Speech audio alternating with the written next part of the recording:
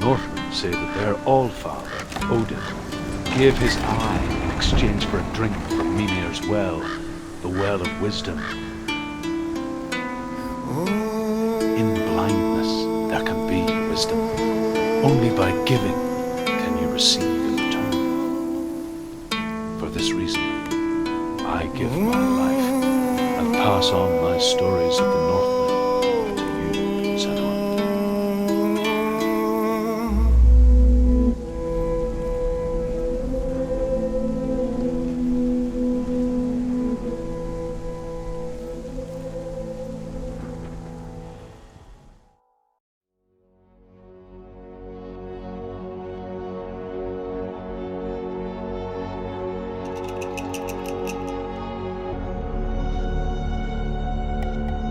A king in the north forced the dwarves to make a sword that would never fail and never rust, and that would slice through iron and stone and bring victory to its bearer. But the angry dwarves cursed it. It would be the death of a man every time it was drawn, and it would be the death of the king. Let me tell you about the sword, Tyrving.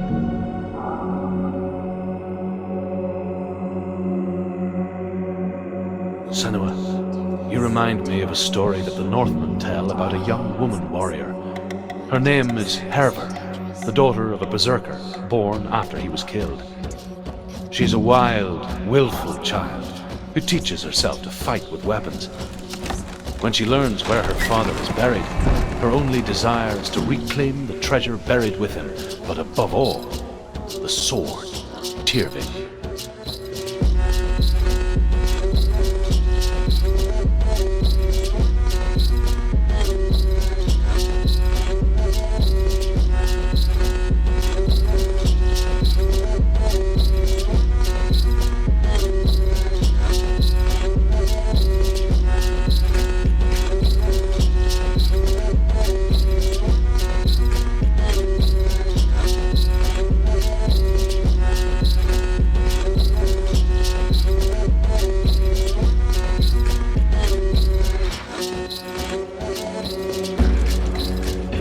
Hervor disguises herself as a man to join a band of warriors, and soon becomes their leader.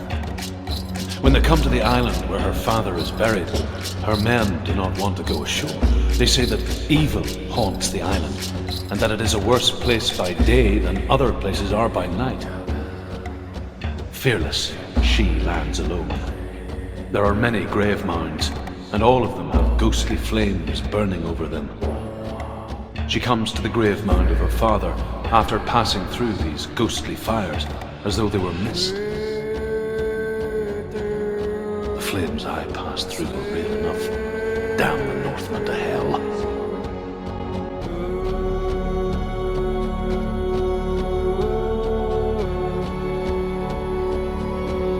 Within the burial mound, Hervor calls on her father to wake from death and bring her his sword. She says that it is not seemly for the dead in their grave mounds to bear valuable weapons. Her father answers with words of warning. You go to your doom. Baleful runes surround you. You have gone mad. You have lost your mind. Your thoughts are confused. It is dangerous to wake the dead. Like I said, she reminds me of you.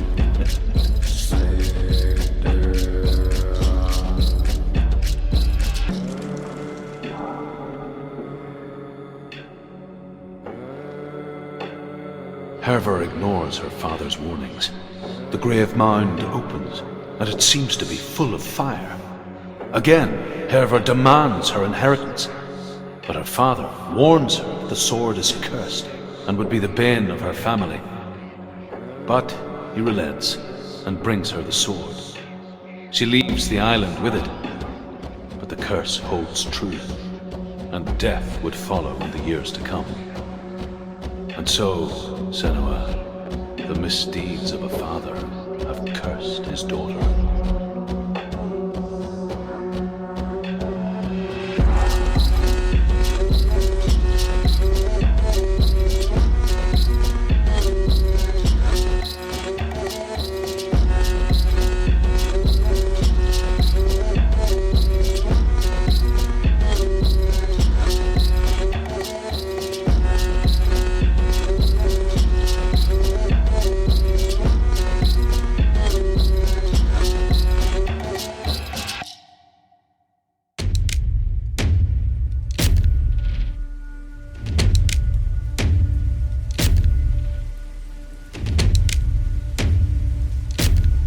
The Northmen say the world will come to an end. They call this Ragnarok, the destiny of the gods. First, there will be a terrible winter, 3 years long. Then, mankind will turn on itself. Brothers will fight each other to the death, and people will forget what they owe their kindred. Times will be hard. Crimes will be great. It will be an age of axes and swords. The wind will blow through abandoned halls. Wolves will walk where children played. The world will fall into ruin.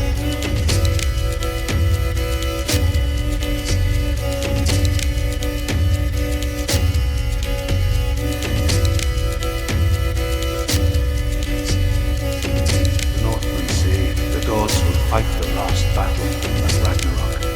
Their watchmen will blow the horn that can be heard through the whole world. And Odin will speak with the severed head of Mimir, which gives him good counsel. The land of the giants will thunder with the sound of their army on the move. The gods will assemble, the dwarves will leave their stones. The frost giants will come from the east. The Midgard serpent will turn up the waves. Eagles will scream and tear at the corpses with their yellow beaks. The ship of the dead will set sail.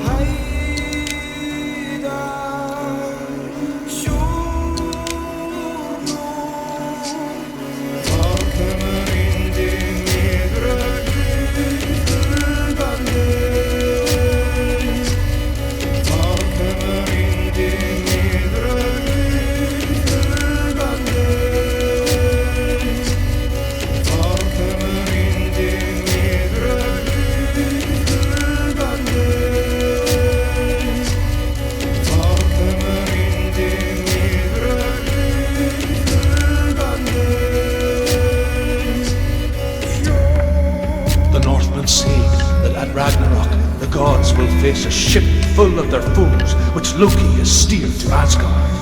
It carries the fire giants, the wolf that will eat the sun, and all kinds of dark creatures. Surt will join them with his sword of fire. The cliffs will crash, trolls will walk the land, men will tread the road to hell, and the heavens will split open.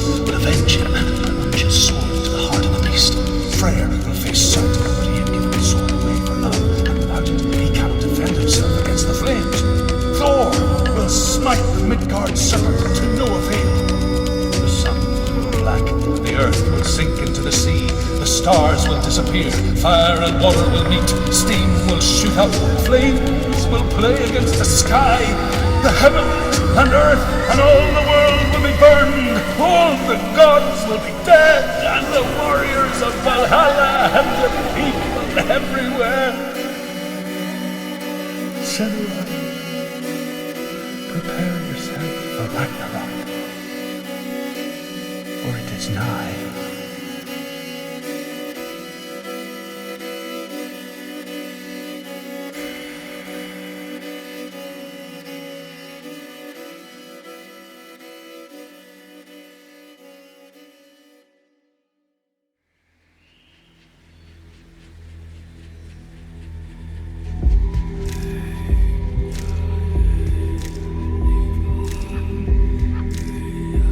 the Northmen tell of a great hero. His name is Sigmund.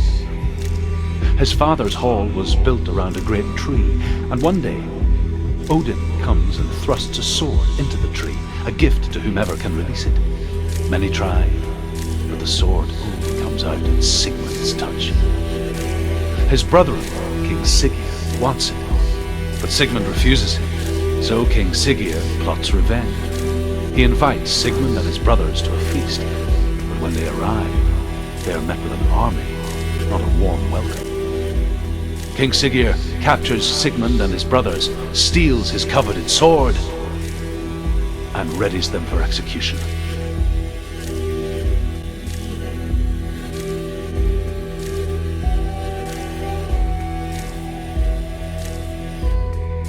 Death for Sigmund and his brothers seems certain. But the king's wife is Sigmund's sister, and she begs for mercy and implores the king to chain them up instead. He agrees.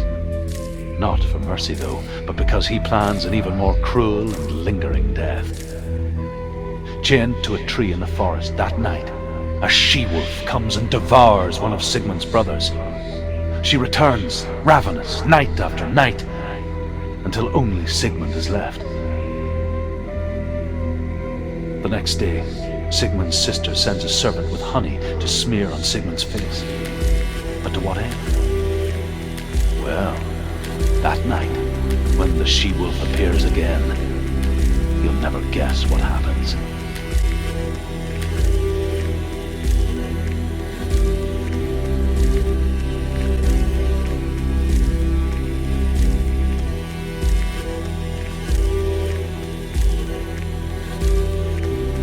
As the she-wolf licks the sweet honey from Sigmund's face, he bites the wolf's tongue. The she-wolf pulls away, but Sigmund holds on. The chains break, and he is free. After his escape, Sigmund lives like us, hidden in the forest. His enemy, King Siggeir, believing him dead, as his sister plots revenge. And for vengeance to succeed, even the great Sigmund needs help. So she sends her sons to him. But their blood is weak and corrupted, and they're put to death by Sigmund. So his sister hatches a new plan, one that is cold of heart and pure of blood.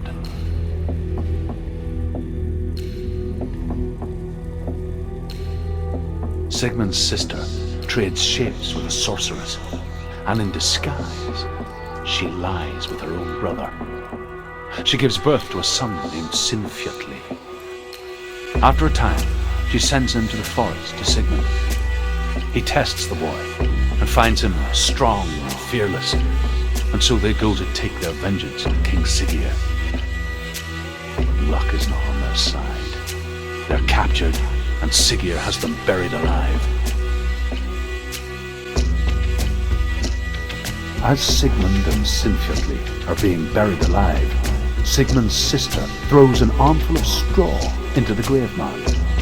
Hidden in the straw is Sigmund's sword, the gift of Odin. They cut their way out of the grave mound and set fire to Siggeir's hall. The king burns to death. Sigmund calls to his sister to come out so that she may live and be honored. She does come out, but only to tell him the truth. That she had slept with him, her brother, to beget a strong avenger. I am not fit to live, she says, and walks back into the fire. Strike vengeance from your heart, Senua, as there is always a heavy price to pay.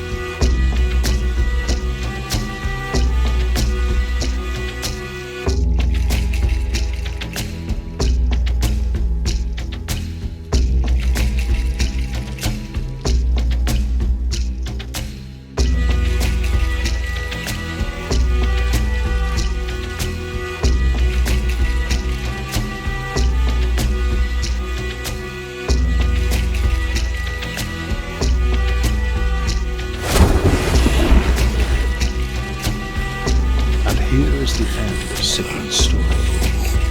He was a fierce and great warrior who fought many battles. One day, an old man came to the battlefield. Although shielded by a hood, Sigmund saw that he only had one. The man raised his spear, and Sigmund struck at it with his sword, but the sword shattered into pieces. Sigmund then knew that this was Odin, and thus that victory could not be his. He bowed his head and accepted his end. Dying, he tells his wife that she is with child, and that her son will one day make a great weapon out of the fragments of his sword. The sword named Gram.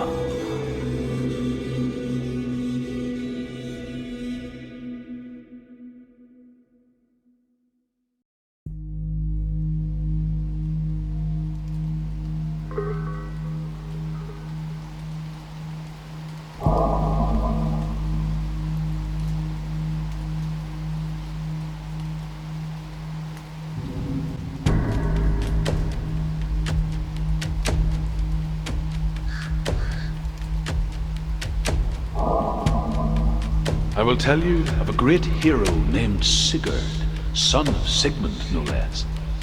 Born after his father's death, Sigurd is cared for by the dwarf Rain. But Rain does not love the boy. Instead, he plans to use him for his own ends. You see, Rain's father possessed a great treasure given to him by the gods. But Rain's brother, Fafnir, killed his father and took the gold all for himself. Fafnir hid the treasure out on a heath and could not leave it. And from the evil in his heart, he turned into a dark creature, a dragon. Rain the dwarf's sole desire is to possess this dragon's accursed treasure, and he uses Sigurd to reclaim it. He tells Sigurd the story of Fafnir's gold, and the good-hearted hero promises to slay the dragon if Rain would forge a strong sword for him. Sigurd remembers that his father once possessed a sword given to him by Odin. Odin broke the sword to bring about Sigmund's death, but Sigurd's mother still has the pieces, and so Rain reforges the famous sword. Sigurd uses the sword first to avenge his father, and then he and Rain go in search of Fafnir.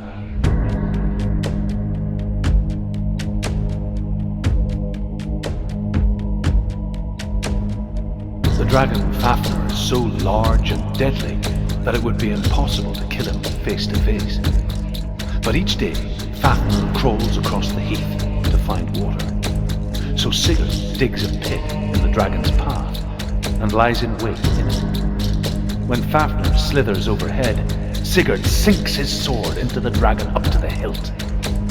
Sigurd leaps from the pit, and Fafnir sees his killer.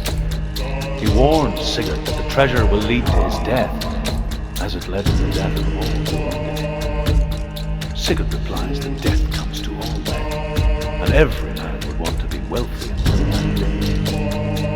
And he takes the treasure.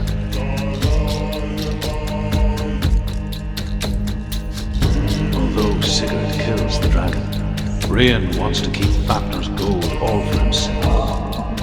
Rain also wants the strength and wisdom of the dragon, so he drinks its blood and asks Sigurd to roast Fafnir's heart for him. Sigurd does so, but when he touches the roasted heart to see if it is done, he burns his finger. Without thinking, he licks his finger and tastes the dragon's blood. In that moment, he understands the language of birds and hears them talk nearby.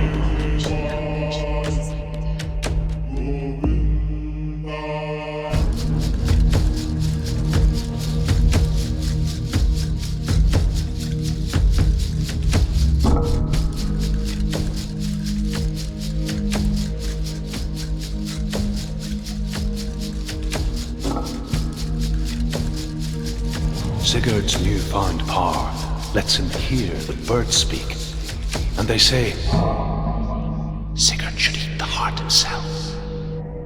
Rain wants Fafnir's gold. Sigurd should kill Rain before Rain kills him. Sigurd should find Brynhild the Valkyrie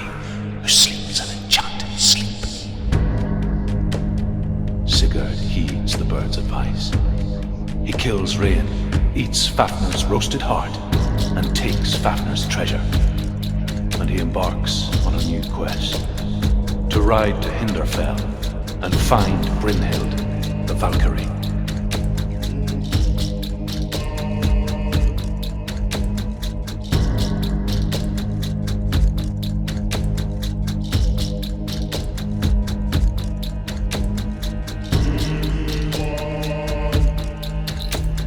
Sigurd learns that Brynhild had once disobeyed Odin, and so he had her punished, stuck her with a sleep thorn, and put her body within a rampart of burning shields.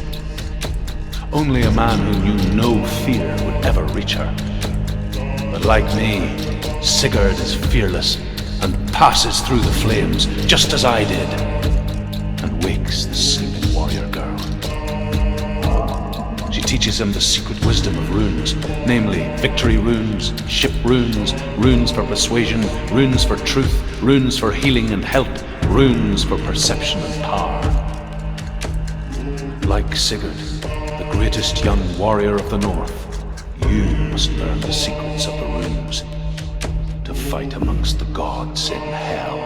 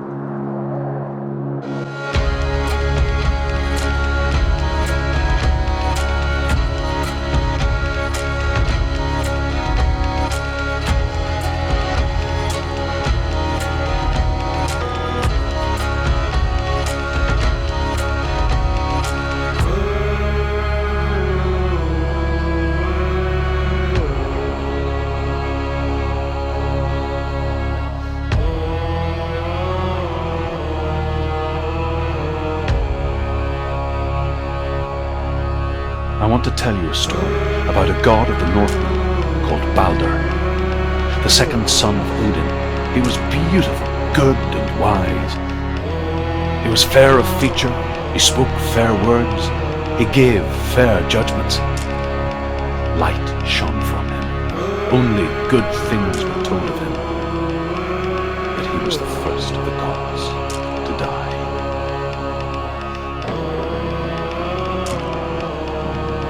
The Northmen tell this story about the death of Balder. It begins with dark dreams. Night after night, Balder dreams of his own death, and the gods fear for his life.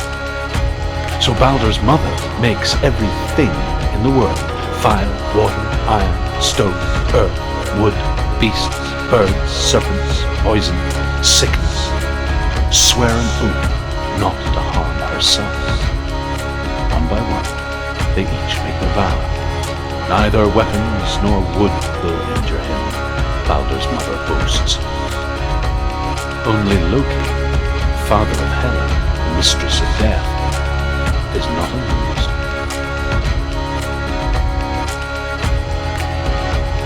The gods feast and rejoice and amuse themselves by throwing spears and stones at Baldur, striking at him with sword and axe.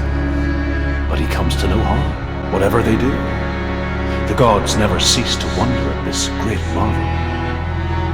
But Loki shapes himself into a woman and asks Baldur's mother, "Is it really true that all things promise to keep him safe?" "I did not ask the mistletoe," Baldur's mother confesses. "I thought it was too young." Oh dear. Loki makes a dart out of mistletoe and goes to the gods as they throw things at Baldur. The blind god, Huth, was there. Loki asks him why he wasn't taken part. Huth says, "I cannot see where Baldur stands, and even if I could see him, I have no weapon." Loki replies, "Here is a wand. I will tell you where he stands." And Huth throws the mistletoe at Baldur. It pierces through him, and to everyone's horror, Baldur is killed. And for this, Huth is slain.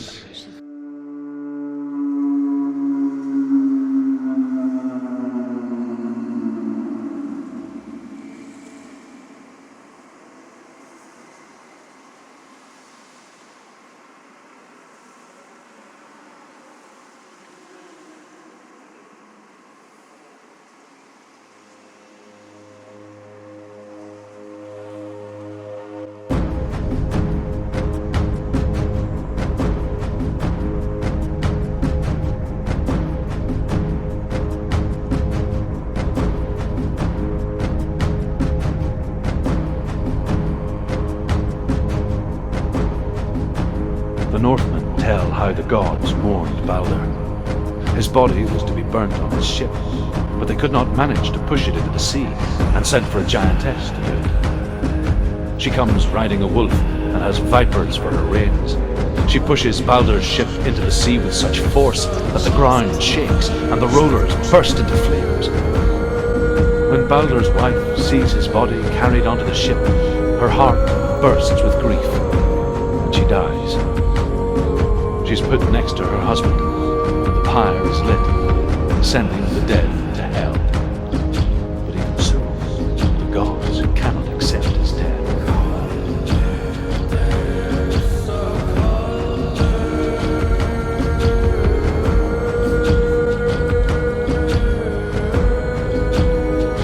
Overcome with grief, the gods send Hermod to ride to hell and ask Hela to let Baldur return home. "All the gods are weeping," he says. "Are they?" asks Hela. "We shall see if he is truly missed. If everything in the world will weep for him, he shall go back to the gods. But if even one thing refuses, Baldur stays with me." The gods send messengers everywhere. "Weep for Baldur! Weep him out of hell!" And everything wept. Men, beasts, earth, stone, trees, metal, everything, except for a giantess they find in a cave. "Baldur was never my friend," she says. "Let hell keep what she has." The Northmen say that the giantess must have been Loki in disguise.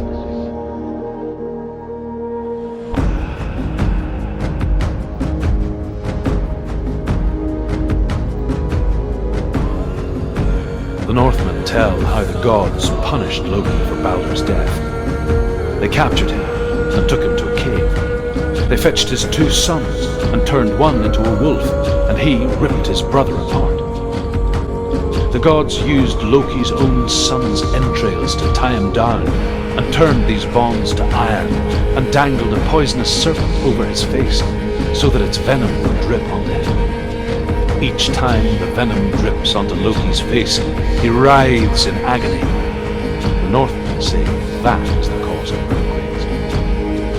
A reminder, perhaps, that if even gods must accept death, then so must we.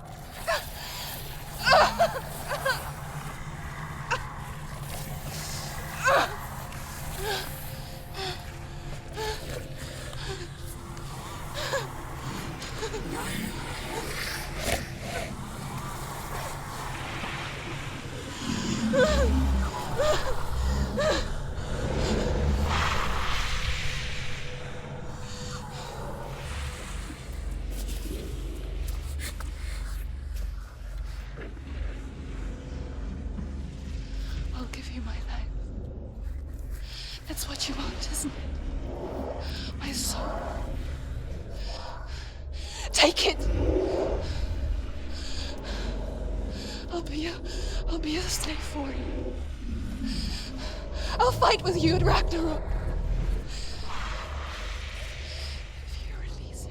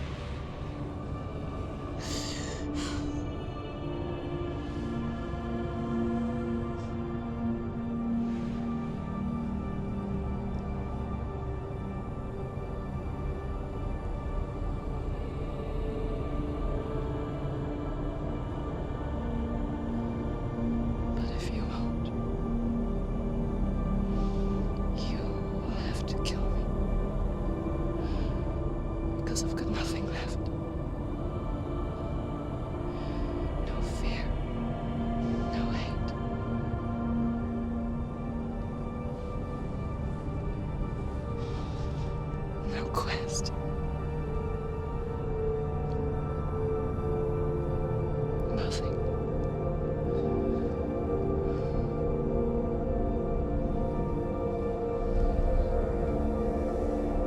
And you will have no